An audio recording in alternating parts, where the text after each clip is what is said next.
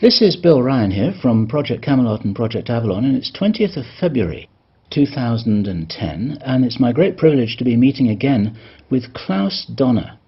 And in this video presentation, it's going to be an interview of the difference, because I'm going to do very little talking indeed, maybe none at all, and Klaus is going to be doing an audio commentary on one of his extremely special, unusual and fascinating slideshows about the artifacts and the various phenomena that he has been researching, discovering, investigating personally all over the world, relating to what I think you could legitimately call the hidden history of the human race. Would you say that that's a good summary, Klaus? That's a very good summary, yes.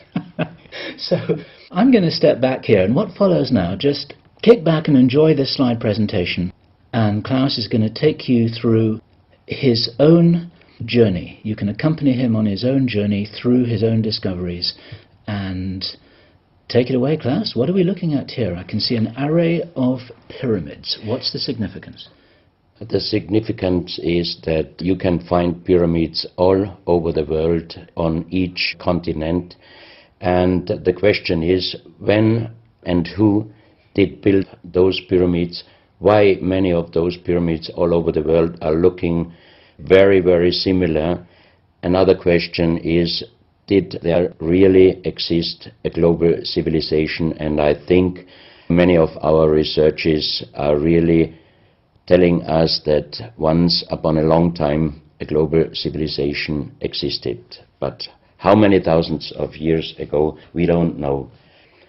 Most of the audience of Project Camelot may know about the story of one stone pyramid building found in 1984, 25 meters under the sea level in Japan, on the island of Yonaguni, which is the southeast Japanese island belonging to the Ryukyu island group. And there is still a struggling of some international archaeologists who are saying that these monuments were done by nature. But my friend Professor Masaaki Kimura did several years since then researches not only on this monument, but also he found several others close by. On the right side down you have a model, and one thing nature is definitely not doing on top of two platforms of this monument. There is one huge stone turtle and one huge stone bird like an eagle. Nature is doing many things, but not such a precise, perfect monument, and the question is, where are all the stones? If nature would have done it broken down, where are those stones? There are also streets, and there was also found a stone stadium like a Roman Colosseum with stone seat rows and stone stairs. Nature is great, is doing many, many great things, but not such perfect buildings. Here you have the huge stone turtle, and you can see also how small is a diver against this big monument. Here you have one street with stairs going up. Here again a very close-up picture just to recognize the size of this huge monument. Here you can see some world maps. On the top, on the right side, you can see the Piri Reis map, which was used already long time before Christopher Columbus came to America. And you can see how perfect this map was already in the beginning of the 16th century, showing part of Europe, of Spain, Portugal, part of Western Africa, and also part of South America. We do not know until now who was able to make such a perfect map already centuries ago, and on the rest of the Piri Reis map, which we do not show on this picture, you can also see the Antarctic without ice. In 1956, researchers found out that the Earth under the ice mass at the Antarctic is exactly like the Piri Reis map was showing. So this Piri Reis map should be at least older than 10 to 12,000 years. But the next question would be, who was able to make such a wonderful world map? On the left side, on top, you see Atlantis, done by Athanasius Waldseemüller, and the map is the other way round. He did it the other way round, and you can see the continent between Europe, Africa, and also America. And you can see on the left side down different sides of a huge stone world map. This stone world map was found in 1984 while gold digging in Ecuador in an underground tunnel system with other 350 artifacts which do not really fit any known and existing South American pre-Columbian culture. On this stone map is a natural quartz line, a white one, and this is the front side of the world stone map, and you can see approximately in the Near East, close to Saudi Arabia, you can see an inlay as an eye.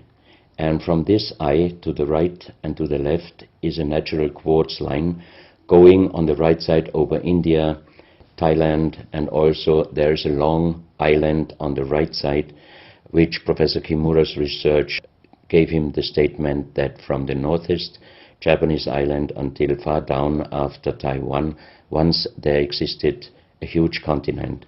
But then this world map must be older than at least 10 to 12,000 years. And here is the back side, and you can see on the right side coming the quartz line passing in the Atlantic, a continent, Atlantis, which in our days does not exist anymore.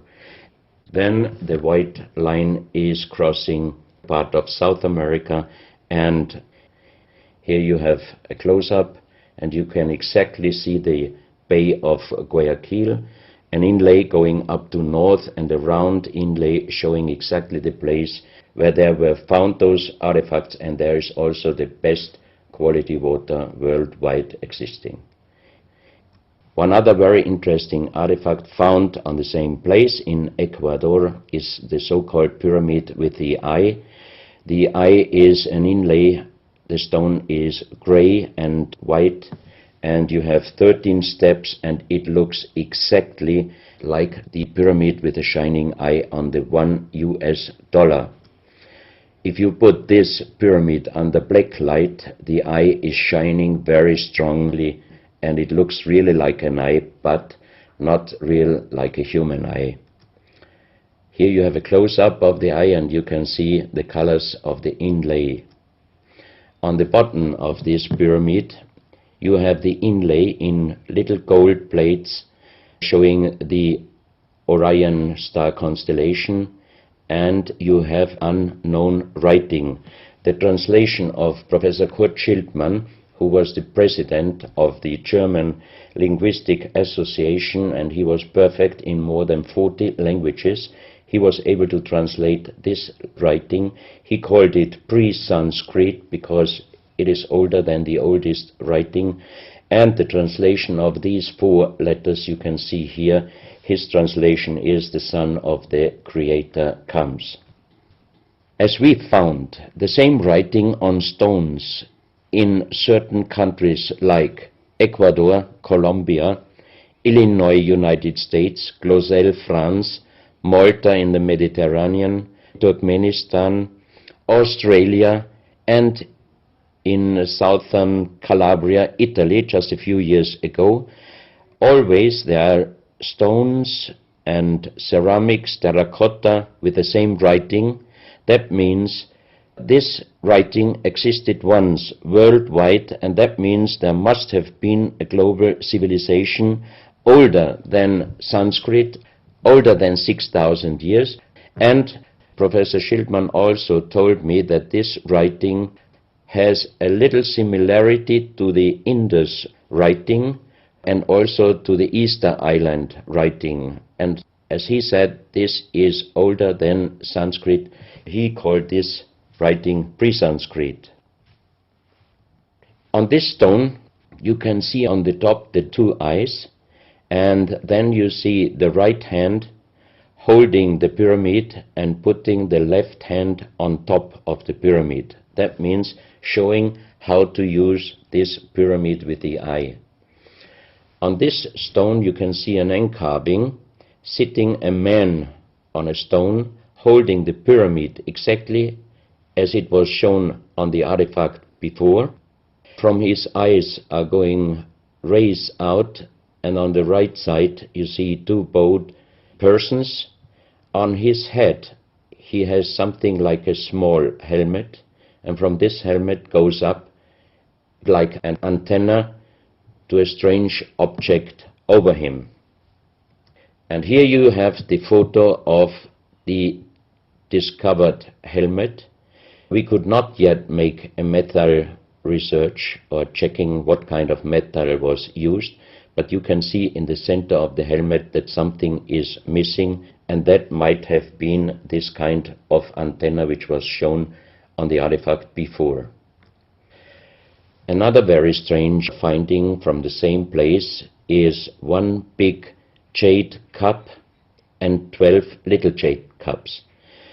As the 12 cups are man-made and each one is a little bit different in size, if you fill them up perfectly with water and you put the 12 cups of water inside the big cup is completely filled.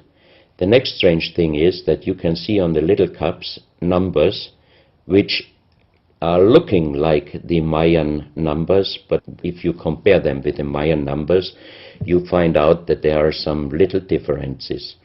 And on the big cup you can see a perfect inlaid star constellation, also showing the Orion and other stars. And inside the big cup it is very, very magnetic, and outside the cup nearly nothing. Professional geologists are saying this is impossible, because if a stone has metal particles inside the stone, it must be same magnetic from both sides. Here you have a close-up of the big cup, and you can see a perfect inlay of star constellations, and they are shining very brightly if you put black light on it. Here you have some small cups that you can figure out more clearly the style of the numbers inlaid in a strange material, also shining under black light. That's another piece, a jade plate with the same star constellation inlay like on the big cup, and two persons facing the sky, and on the next picture you can see that also the eyes of these two statues and the star constellation is shining very strongly under black light. This was once a hard-formed brown stone, changing the color in the center of the stone into black, which usually in nature does not happen. And you can see, if you look very close, you can see a face with closed eyes, with a mouth, the nose, a long beard and long hair. On the left side, the face and also the stone is broken. This is the reverse side of this stone. You can see a spiral and a triangle. The center of the triangle is very magnetic, also shining under black light. Here we have the backside of a cobra. The cobra never existed in South America, but this one was found at the same place. On this side of the cobra head you have 33 lines, inlines. So 33 is also a very mystical number since long time. And on the left side and right side you have 7 points inlaid, and maybe these are the chakras. Also this cobra head is shining brightly if you put black light on it. Another object here, you have a perfect worked dolphin head, and also this artifact is shining under black light. Here you have a kind of stone helmet. You can put this granite stone helmet on your shoulders, or you can lay your head inside it, and the inlay points which you see on this helmet, some experts told me that these points are exactly the acupuncture points on the human head. Here you can see how it might have been used, and a few months ago they found at the same place an unfinished stone helmet. So that means that also some of these artifacts were made directly in Ecuador, but many years ago. And also the inlay on this object are shining under black light very bright. This is a fantastic jade snake, and also the inlay points are shining under black light. Here we have one artifact which is very perfectly carved on the back side, so that means it might have been used to put this artifact on the front of your forehead. You can see the two eyes inlaid, and on the reverse side you have the so-called third eye. Maybe this artifact was used for some ceremonies or for meditation. Here we have a jade plate with an inlay of a spiral, also shining brightly under black light. Another one, you can see 7 rings inlaid in the jade plate and also shining under black light. Maybe this also could be a presentation of the 7 chakras. Here is one of the ceramics found there. It's a great masterpiece, and the question is, how can you make this artifact out of one piece of ceramic? Here we have another pyramidal stone found also in Ecuador. On top you see the pyramid with the eye, and you have down several spirals and symbols. Some of them are very similar to the churchward Nakal plates, which he found 1880 in India, and the translation was talking about the sunken continent of Mu. This is a marble with another inlay of a spiral, also shining very brightly under black light. Another stone in a pyramidal form with an inlay of an eye. Here you can see again the pyramid with the eye, and on the bottom you see the Orion star constellation, the 3 Orion stars, which might focus us to the 3 pyramids in Egypt. Here you have a ceramic statue. You can see the style of sitting is not real pre-Columbian style. It looks like the lotus seat from Asia. On top of this statue you have a head with some points, and it looks quite similar to many of the Buddha presentations. He holds a snake in his mouth. The snake is a very mystical and very often presented object. So that means this statue is not from any existing or known pre-Columbian culture. Even the next one, you can see that how this statue is sitting, it looks more the direction of Asia. On top of his head, again a very strange head, and in the center you can see like the head of a frog. Also the frog is a very mystical animal in old South American pre-Columbian culture, but also in Africa and also in Asia.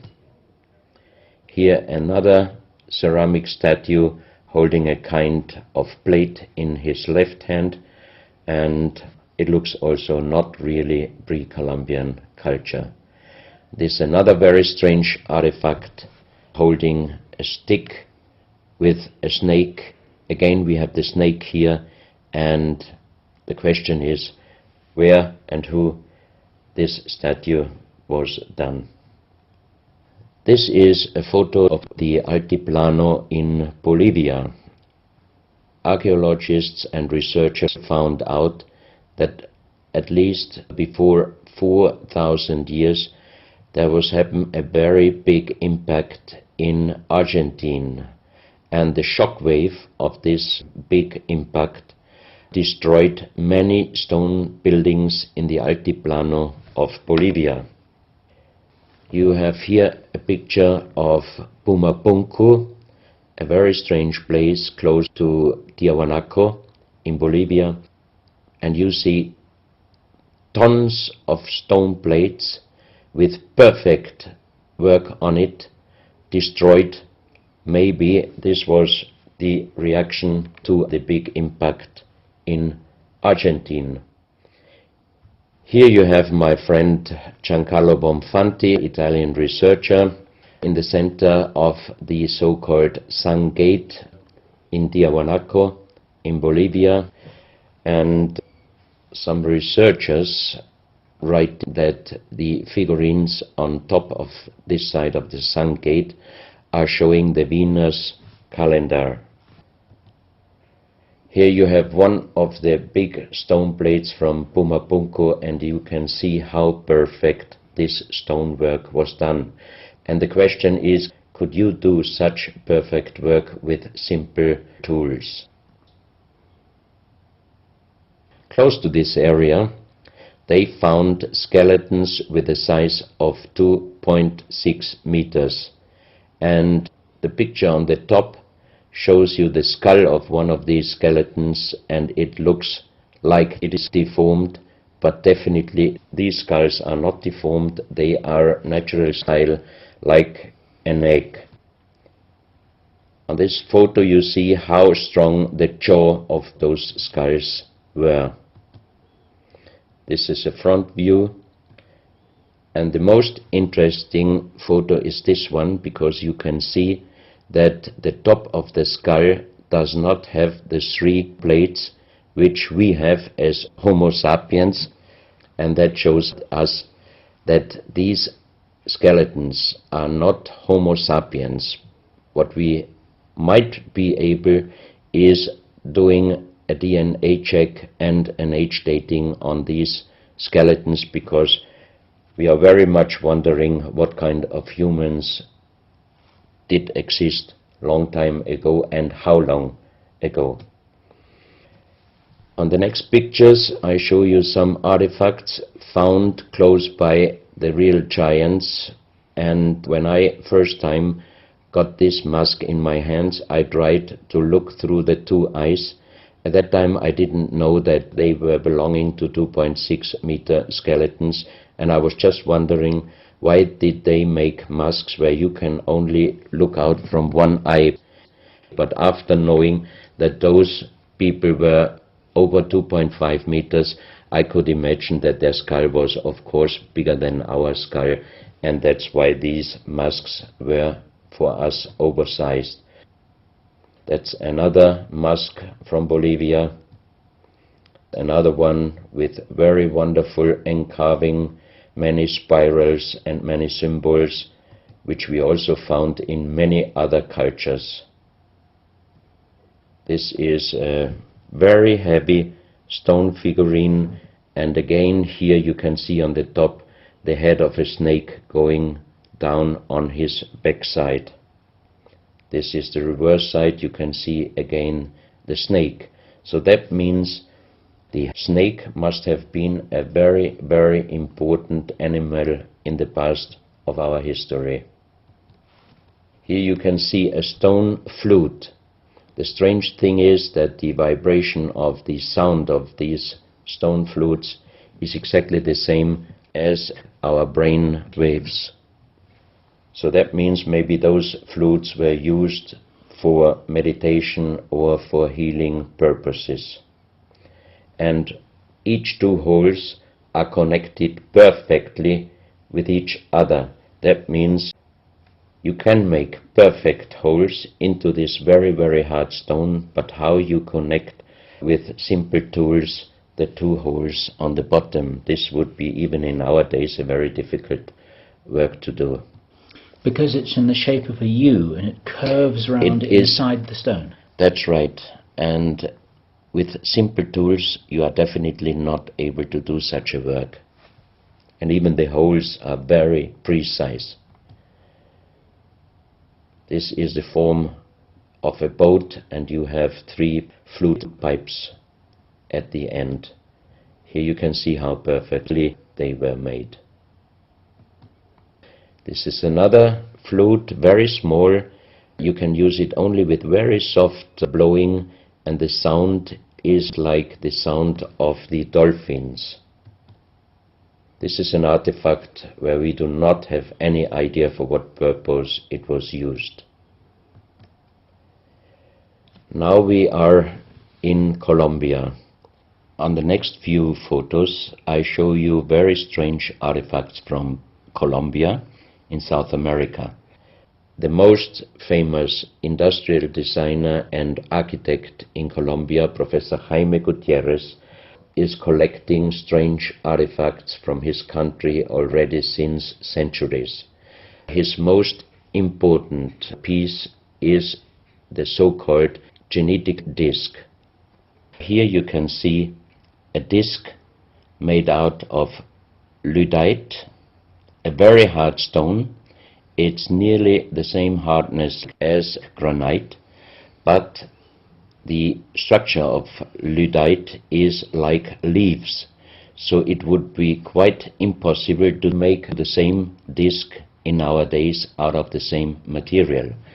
The diameter of this disc, we call it the genetic disc, is about 27 centimeters. And on this disc you have several things presented which usually you can only see with a microscope. For example, on the left side, around 11 o'clock, you can see one egg, human egg, without, and another with spermia. On the right side, at approximately 1 o'clock, you can see some spermias, and then you have several very strange presentations which we could not explain. But here on the left side you have a microscopic photo from the inside of a lady done by a Swedish photographer, and you can see that the egg without and with spermia looks exactly like the presentation on this genetic disc. On the reverse side you have on top several presentations of fetus in different size, different age, ending up with looks like a little child. You see also at the end of the plate around 6 o'clock female and male, and also on the right side around 9 o'clock you can see the presentation of man, woman and child. But the strange thing is how they present those human-like heads. Here you can see a knife done by the same material, lyddite.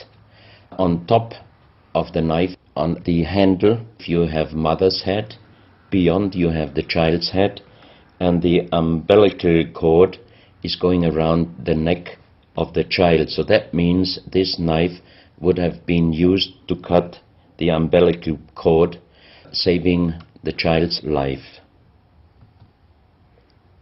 This is a close-up mother, child and umbilical cord. This is an instrument. It might have been used for helping the child coming out, leaving the mother, when there were some complications.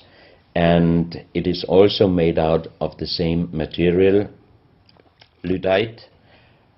You have here the vagina and the child's head coming out, and on the reverse side you can put only your thumb inside. That means you can only use this instrument with your fingers, meaning you cannot use power. So that means it might be safer helping the child leaving the mother than our instruments we are using in our days, because sometimes the modern instruments, while being used, can damage the child's head. This, we think, is a medical instrument. It is also lyddite, and it's a perfect form. Another one, and these are other ones, they are very much smaller than shown on this photo. And when we did material check in Vienna, the most expert worldwide checked those pieces. First of all, the material. Each one is done with lyddite, and the form itself, he checked them, and finally he said, I cannot tell you how they were done, who did they make, but the only thing I can definitely tell you, from the same material in our days, we cannot make the same instruments.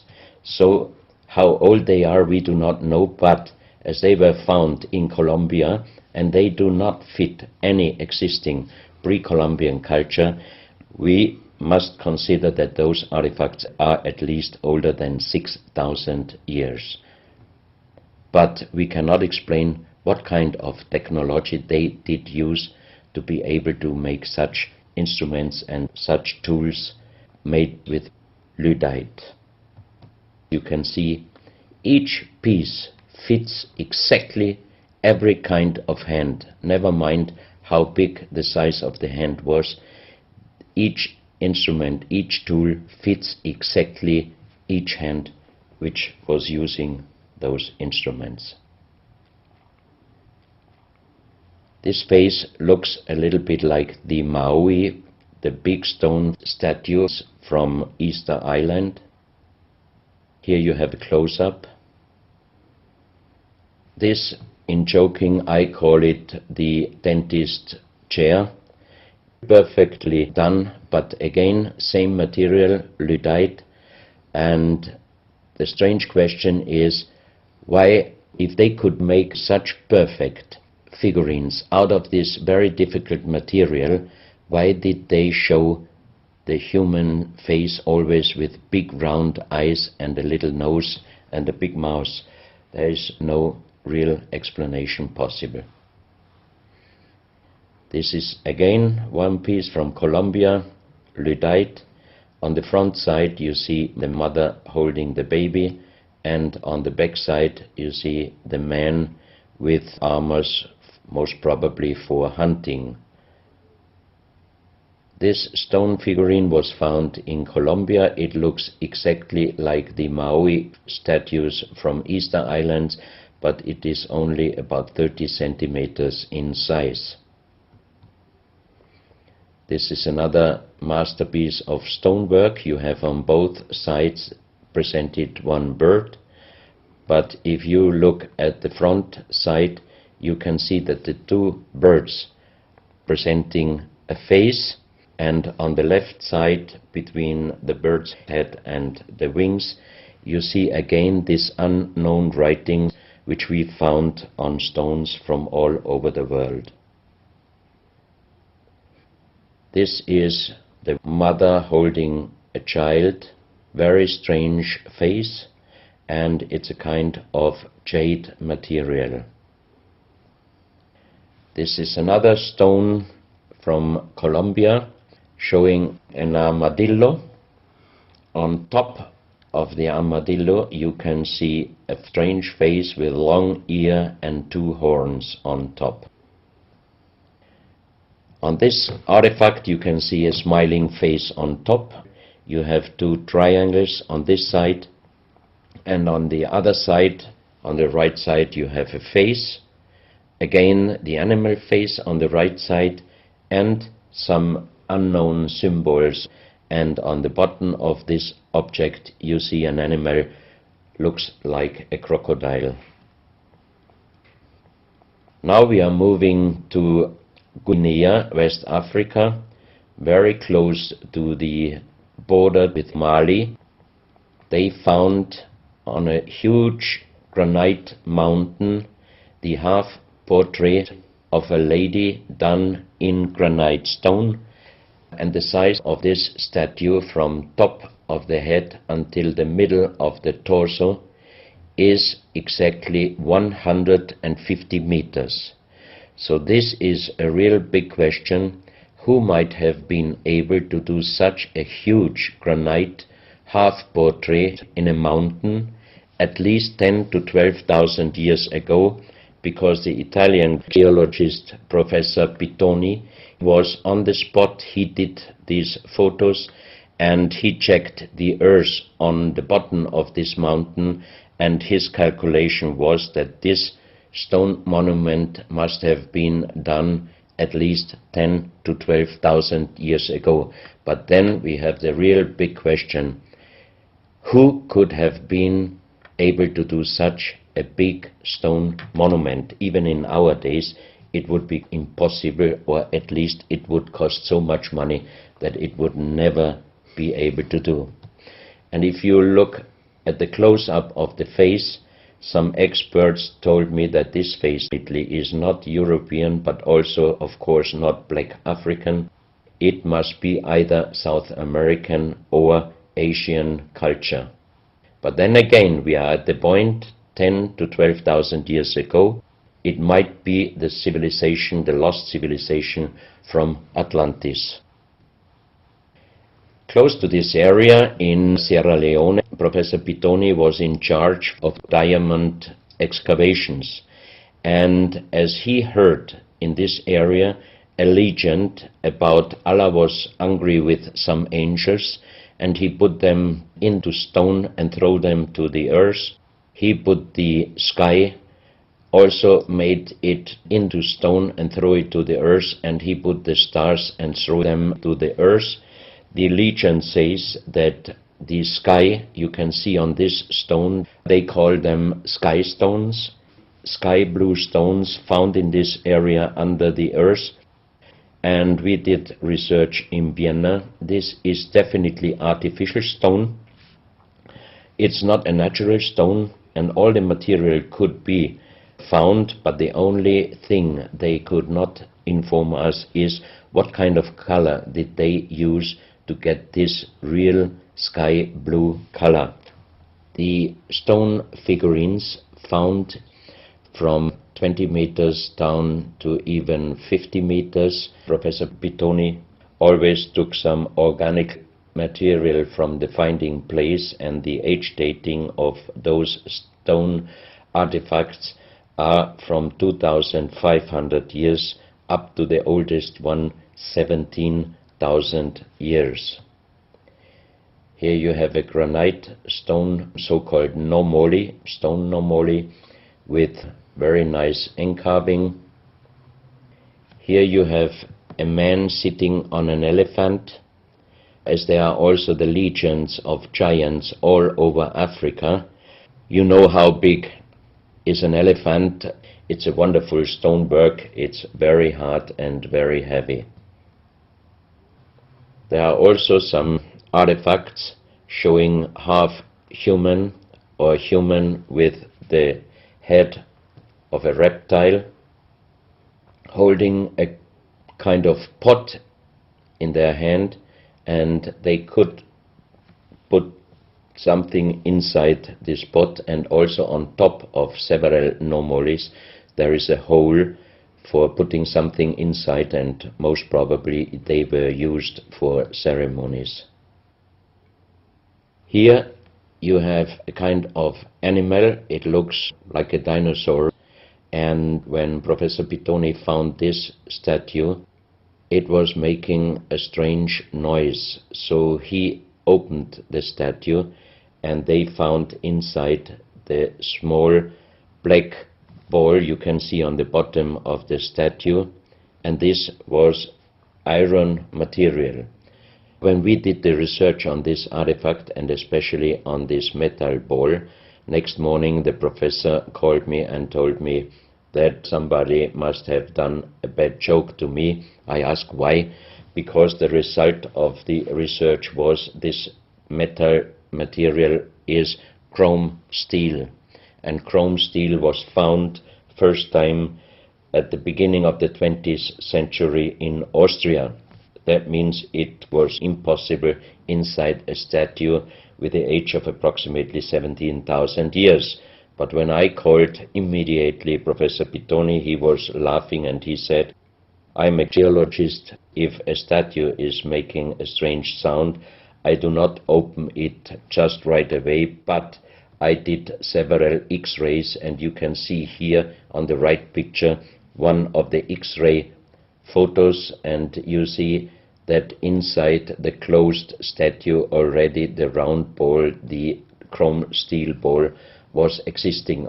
On this X-ray photo you can see exactly, and also Professor Pittoni saw, that this statue in former days already was opened but perfectly closed again, and he called a specialist who opened it exactly concerning this photo, the small stone ball which was closing the hole inside, and you can see that the metal ball was already existing. Some of you might have watched several pictures, photos on the internet of giant skeletons found in desert, in India, in China and other places. Most of those photos were competition photos to present Photoshop. Perfectly done. I also was quite impressed when I received first time one of those photos, but these photos I'm showing you now, they are definitely not coming out from a Photoshop competition. These photos are real skulls and skeletons. This skull was found in a tunnel system underground in Colombia. The skull is dated up to 11,000 years. The skull is bigger than normal skull, and the front teeth of the jaw are lined up in a different way than our teeth.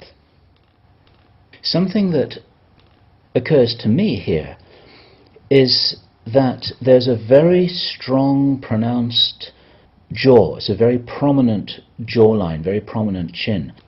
And here you see a photograph that was shown to us by a Project Camelot insider. Now, this isn't a real photograph. This is a scene from the old Arnold Schwarzenegger movie Conan the Barbarian. And what you're seeing here is a special effect on the actor James Earl Jones. The critical thing here is the shape of the jawline. Our witness, who had spent time with the Anunnaki in real time, in the present day, said that one of the things that characterizes them, besides their size, which he says was 8 or 9 feet tall, he said they're very large and they're very strong and they look larger than that, but that's round about their height, which matches exactly the 2.6 meters that Klaus has been talking about. He said this is a very prominent, strong jawline, and this is what strikes me about these skeletons, these skulls here that we're looking at right now. Didn't know. No, you need to know this. Back to Klaus. So once again, here you have a very old photo done in a museum in La Valletta in Malta, and it shows several long skulls, and the explanation is deformed skulls, but they are very long, going to the back. This is one of several very, very strange skulls. They are presented in a small museum in Ica in Peru. Ica is located close to the famous Nazca lines, and the museum is called Museo Maria Reiche, the German lady who was researching her whole life about the Nazca lines. And in this museum you can see the most strange skulls I ever saw, all found in this area close to the Nazca lines. So the question is, what kind of humans were living there, and how did they get those skull forms? And especially this one, definitely several doctors and experts told me it would not be possible to create such a kind of deformation, because through deformation you do not get the double bone material on the skull, and on this skull even you have particles of the skin and hairs, and I think it would not be difficult to do a age dating and especially a DNA analysis of this skull. On this picture I show you some legendary skeleton forms of giants. In the year of 1964, in the south of Ecuador, in the province Loja, there broke down a part of a mountain platform, and Father Carlos Vaca, who was working as a priest in hospitals, he was called to this place and he found the broken bones of a giant. Good.